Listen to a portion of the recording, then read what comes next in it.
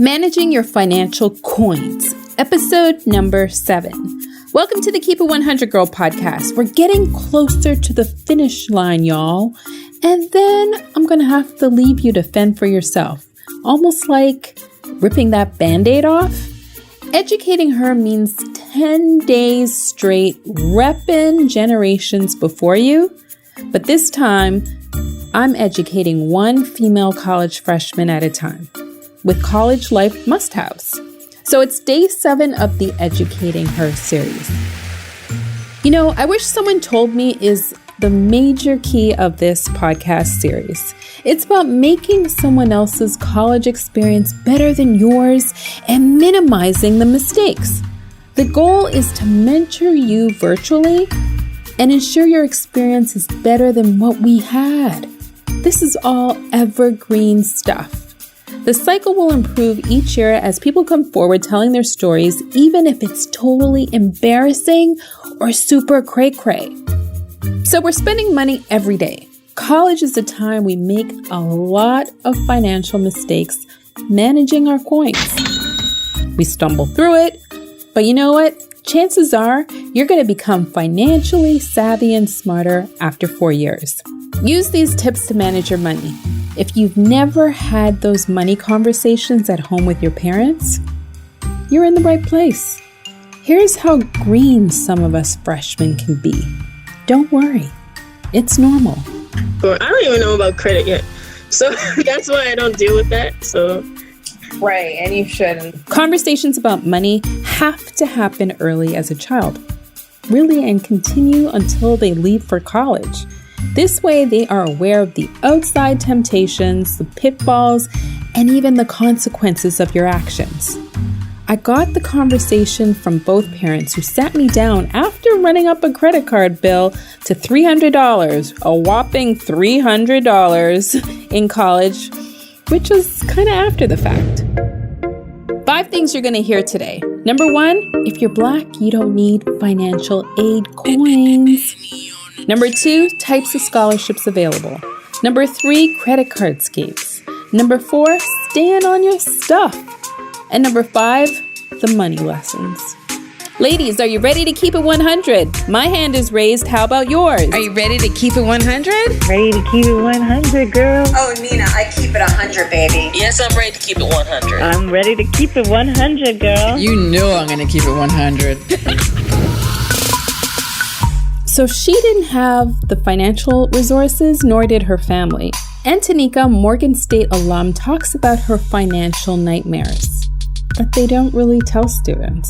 I didn't come to school on scholarship, and had it not been for the now director of financial aid at Morgan, I probably would have packed my bags and went back to Sacramento, because it was so frustrating, the process of financial aid, the long lines, it just wasn't organized. It was an absolute mess. Chaos, courses being dropped, having to try to re-enroll in classes after you get your financial aid settled.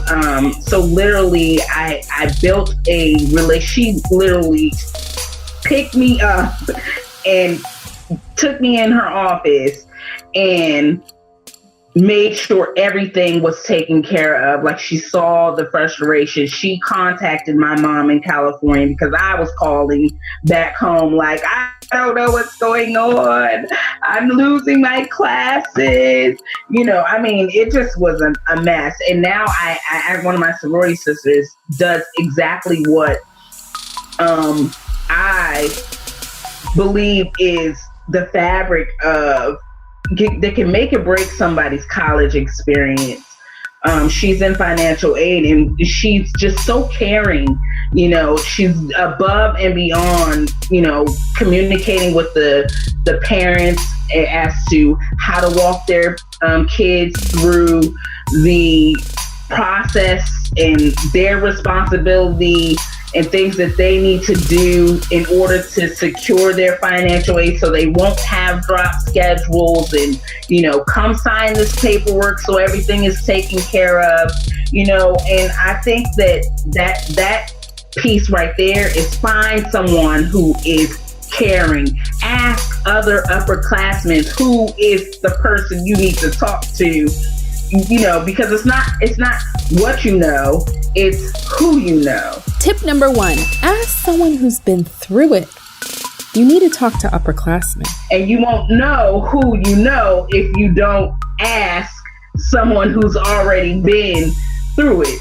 I can't tell you how many, even to this day, I don't care what their last name is because, they organize it by last name with students, but I send them directly to my sorority sister for financial aid. She's like, you're not even in my alphabet. Yeah, but she told me to come see you because you would make sure that everything was taken care of. So, to have that, that rapport and relationship with students, the students know. So it's important for you to talk to upperclassmen.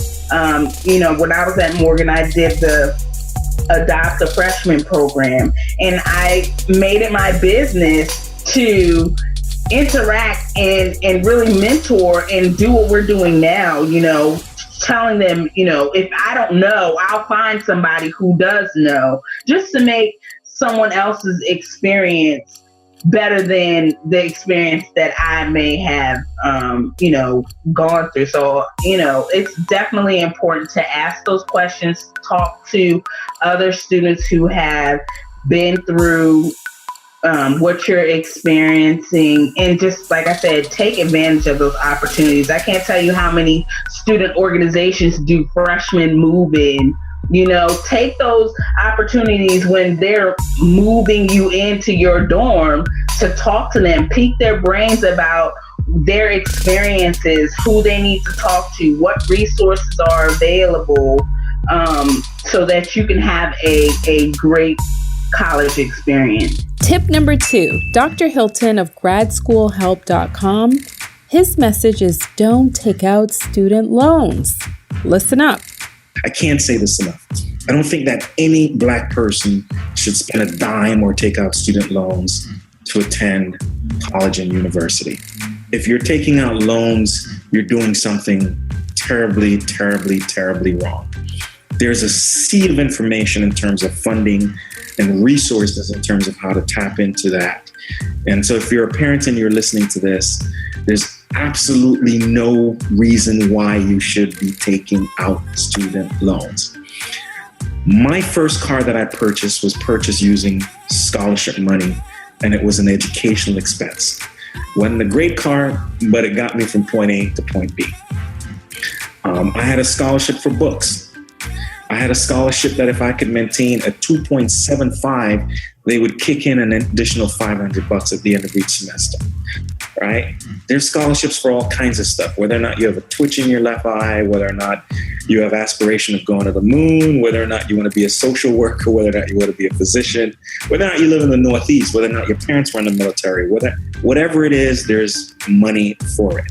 And there are a couple of resources out there. There's Black Excel. There is, what is that other famous site? It'll come back to me. But there are tons of resources out there. And know that it's time consuming, but look at it this way. If you can just put the 10 or 15 hours in to actually write the scholarships and so forth at the beginning of semester, many of them are renewable, right? And so you can basically have literally free money that way you're not having to work. Now we're going to cover the types of scholarships these students use, such as McNair, LSAMP, PPIA, Leadership Alliance, just to name a few. These are the programs targeted for minorities who are in specific fields, but are interested in continuing their graduate school studies or even pursuing their PhD. And this is where we're even a smaller minority of the student population. Apply to as many as you can. Apply early because it's always a lot of people applying from all over the world, especially if you're doing it online, you can have somebody in China, probably, depending on what your scholarship, depending on the credentials of your scholarship. Don't let a no or rejection stop you from applying to other scholarships. Not every scholarship you apply to, you're going to get accepted for. Don't worry about the amount. because I think I had a scholarship that was like for $500. And I mean, that wasn't even half of what I needed for school, but it was something. You do it every semester? Yes. I'll apply for your institutional grants and scholarships. It's not a guarantee, but I think one year I received it and they gave me a nice amount for institutional grant. Just apply. Like, that's just a big thing. Apply for the Senator grants. There are scholarships everywhere. Research. So if you're in a different state, research your state scholarships, things like that. Scholarships in your major. Your gender, your race. You can get a scholarship for pretty much anything. Mm-hmm. All you have to do is apply. It's either you get it or you don't, but regardless, you try. For my undergraduate, I think I earned at the time, this is way back when, I won't show my age, in the 80s. You know, I had enough to cover my tuition, buy a car, and all kinds of interesting things. By the time I got to my master's degree, most of my friends says, I think he's selling weed. He's Jamaican. There's no way in hell he should be able to buy a new car. And there's no way in hell he should be traveling as much as he's traveling. And there's no way in hell he should live in that house that he just bought at the age of 20-something, right? That's simply because I discovered very quickly that, wait a minute, I can make more money going to school than I can working. Why the hell would I want to go to work when I can have this much fun? In fact, I was depressed when I literally had to graduate because the free money was coming to an end. Right, so that's the thing that I put out there, that there's tons of it. Go after it with as much fiercity as you can and as much dedication as you can. But there's absolutely no reason why you should be taking out student loan. And when college is so expensive and it's going to become so costly. The college credit card scam is old as mud. But if you do decide to go that route, proceed with caution, knowing stuff stays on your financial record for 7 years. So if you're looking down the road and you want to secure credit in the future, it's going to mess you up when you're trying to get a car loan, a job, or even just get your own condo. No. Okay. I think some people getting into something like that, or just scams, like... Yeah. Ooh, do you know Amaya, Nia? I think I've heard of her. Yeah, so this girl, she lived like across the hall from me and a few doors down. And it was something that her and her friends had heard about, like this scam with, I guess, money gets put into your account for a certain amount of time and then it gets taken out and keep some. It was something crazy like that. And then her friend, it was successful for her. Like, I guess she got $50 or $500. And then Amaya tries it. And this girl gets caught. Like, I think somebody's calling her phone, like, you need to pay this money. And so she had to tell her mother that she had to pay $8,000 back to somebody for something that she had no business doing. Like, she knew it was wrong, but it's like people just gamble and try to cheat the system. And so I think she had to pay like $8,000, and so she didn't have it. So of course she had to tell her mom, I did something stupid. Now you have to pay for it. Tip number 3, credit card companies target students who don't know what credit is. And most of all, those are the people who need money the most. I think they would target students because, like, we don't know anything about credit. We don't know anything about, like, we just know how to spend money and probably, and minimum, know how to make it. Money lessons from students. I actually didn't get the chance to pay bills, but I did have to take out some loans. Like I had to sign off something, but I know that I have to pay them back. Like, I'm doing scholarships and all that. Like, I definitely started applying to scholarships like almost every day. So that's probably a good start. And I think most of my money went towards food. So that's probably not what I want to do this year. Okay. So I'm going to try to keep that at a minimum and probably only do it when it's necessary. Because my mom's going to start buying me groceries So instead of me having to go out and get food all the time when I'm like, how does that work? Is she gonna be like, oh, she has it like delivered to the dorm, so I can just go downstairs and get the groceries and just bring it to my room. From who? From the guy who gives it to me. I know, but where is she ordering it from? That's Amazon. Like any other student, food, believe it or not, was her highest expense. How do you buy food? I mean, you said a lot of your money went to food. Is it expensive? Oh, because they have like a whole fast food line down by Georgia Avenue. Oh, yeah. So they have food over there, 24-hour Subway. So right. That's like good for everything. So the freshman 15 is no joke. And that should be taken into consideration. But yeah, that's probably like the biggest thing I spent it on was food when it didn't even need to be spent on because I could have easily just went to the cafe. She was down during her first semester, but she has an important lesson to share.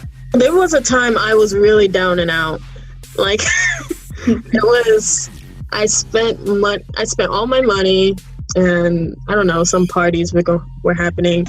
I still never went to the party, so but it was like the first semester I had to wait because I had breakfast, and then I had to wait all the way until dinner time because I didn't want to waste that one meal because I had 2 meals a day.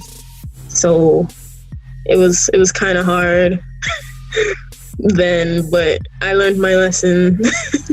Are you going to change it? Probably not. And what was your lesson? I want to hear it. Don't spend too much money and use it when you need it. Tip number 4, using cash versus a credit card is a surefire way to keep a pulse check on managing your expenses. I recommend cash because it's easy to just swipe and the balance later, as opposed to you carry cash, you pay for it, and then you look in your wallet, you're like, oh my gosh, this is all the money I have left.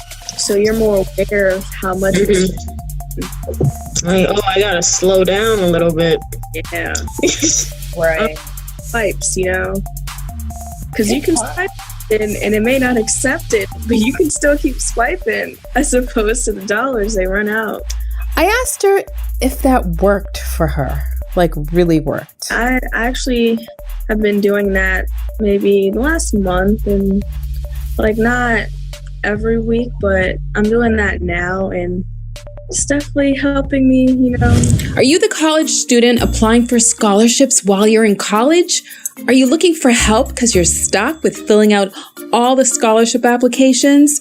Or maybe you just want to target the right opportunities that are the best fit. Visit www.gradschoolhelp.com and fill out the 30-minute free consult form. Dr. Hilton will sit down with you for 30 minutes to figure out your next steps. With a quickness, you can get a taste of adulting right here. Freshman year is the best year because that's when your parents really give you money. Like my parents were just sending the money flow in every week. Oh my gosh, did you eat today? This and that. Like they would just send me money, but then your sophomore year, okay, it dies down. Okay, junior year, I was like,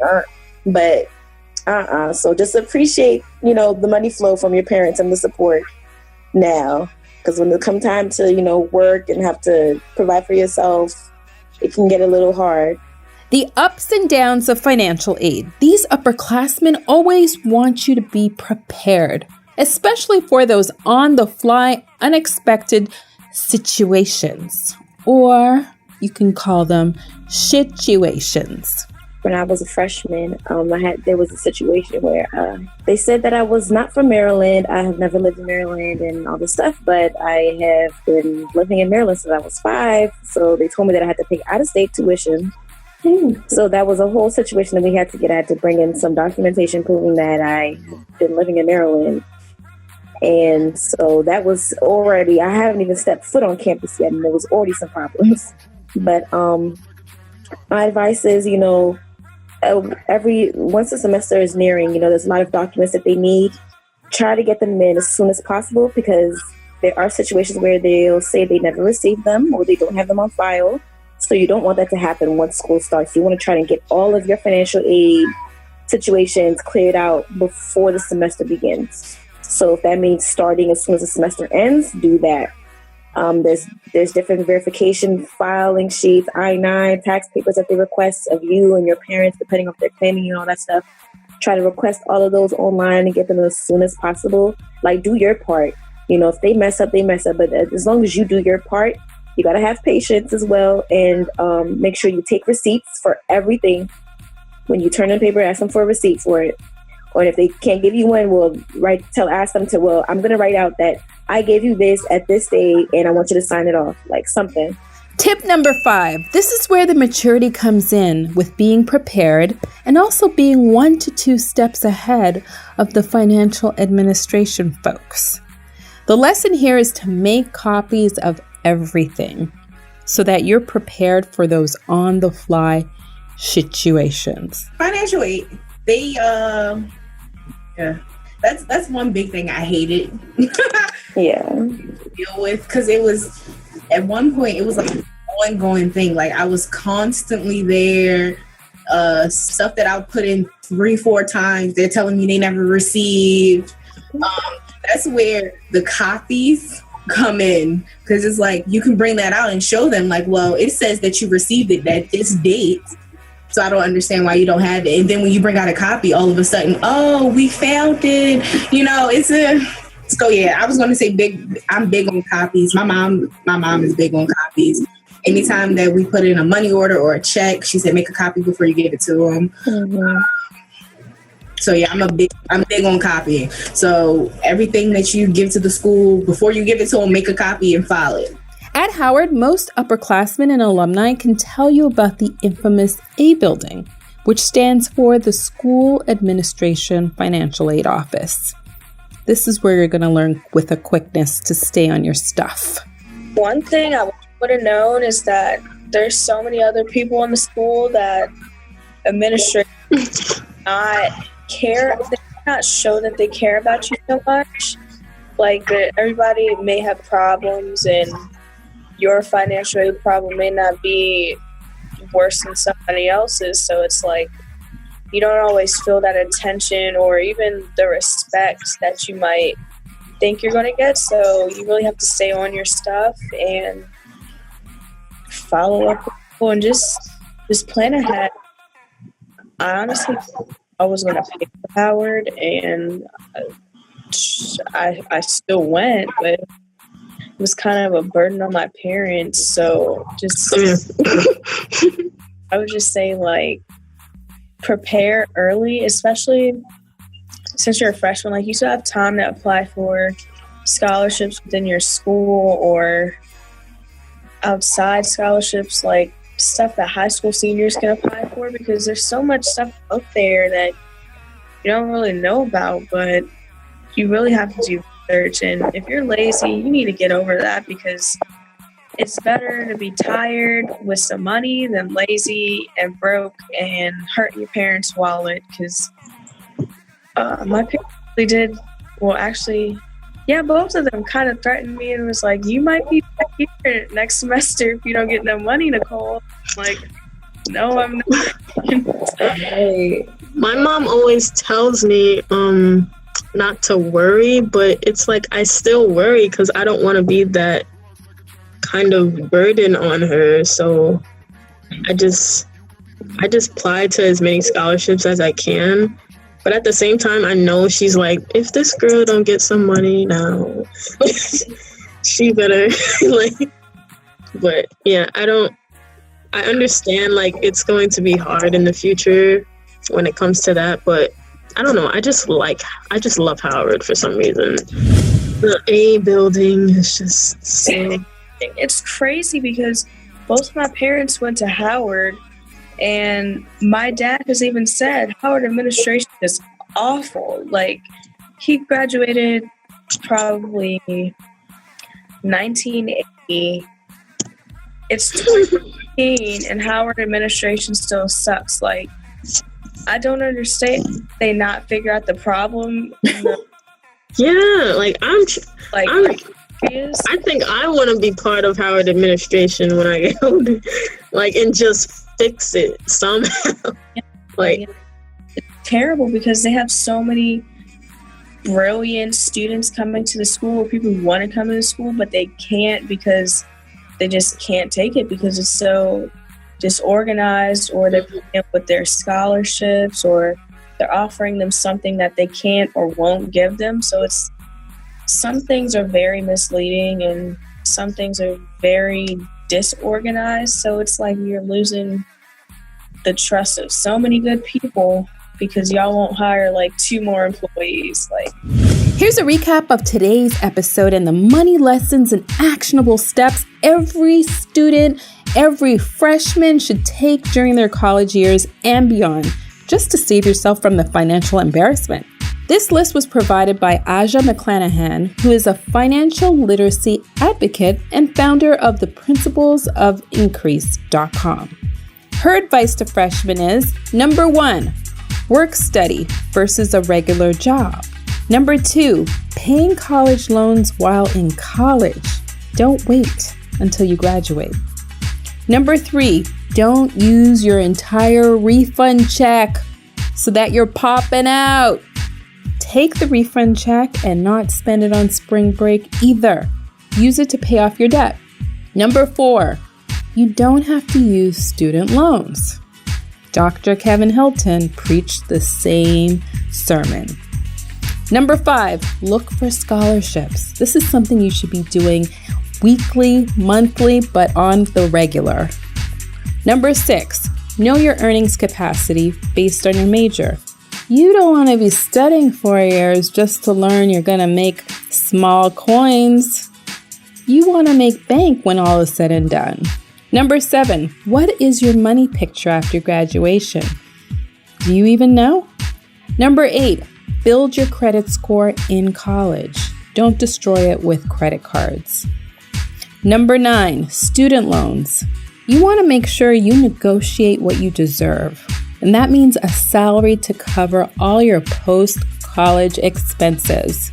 The strongest actions and goals for you to make for yourself is to become so financially secure that, girl, you forget it's payday. That's your financial North Star. Hope you enjoyed today's episode. New Educating Her episodes drop every day. And in case you missed last week, you can tune in to the Keep It 100 Girl podcast on iTunes, iHeartRadio, Stitcher, SoundCloud, Google Play Music, or even TuneIn Radio. But before you go, give me some love, Girly Nation, on iTunes or Stitcher. If you like this episode or any other ones, kindly leave me a rating and 5-star review. I rely on it because it helps me stand out from the crowd and helps women, and even you men listening, understand us and each other better. It doesn't have to end here, y'all. Take your pick. Follow me on Instagram, Twitter, Snapchat, or the Keep It 100 Facebook page. And you're going to use the handle at Nina Babel. That's Babe with an L. Tell me you were here listening and what you liked about this episode. On tomorrow's episode, we're going to be asking students, graduates, and alumni why they opted to attend an HBCU, PWI, or both. You know I keep it 100. I keep it real. I keep it true. Smooches.